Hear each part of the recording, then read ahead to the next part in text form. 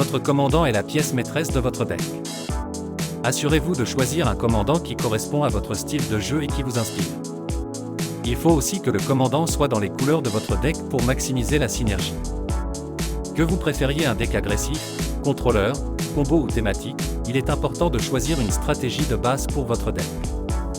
Cela vous aidera à guider vos choix de cartes et à rendre votre deck plus cohérent. Assurez-vous que votre deck a un équilibre entre les sorts de créatures, les éphémères, les enchantements, les artefacts, etc. Cela vous permettra de gérer différentes situations de jeu et d'avoir des réponses à diverses menaces. Veillez à ce que votre deck ait une distribution appropriée de cartes à différents coûts de mana. Vous ne voulez ni vous retrouver bloqué avec trop peu de mana ni vous retrouver incapable de jouer des cartes plus coûteuses en raison d'un manque de mana. Pensez à inclure des cartes qui protègent votre stratégie, comme des cartes de contresort ou de réanimation, si vous jouez avec des créatures importantes. Les cartes de pioche et de tutorat sont également très importantes pour maintenir la cohérence de votre deck. Si vous jouez principalement avec certaines personnes, tenez compte de leur style de jeu et de leur deck lors de la construction de votre propre deck. Cela vous aidera à avoir des réponses efficaces à leurs menaces et à maximiser vos chances de succès.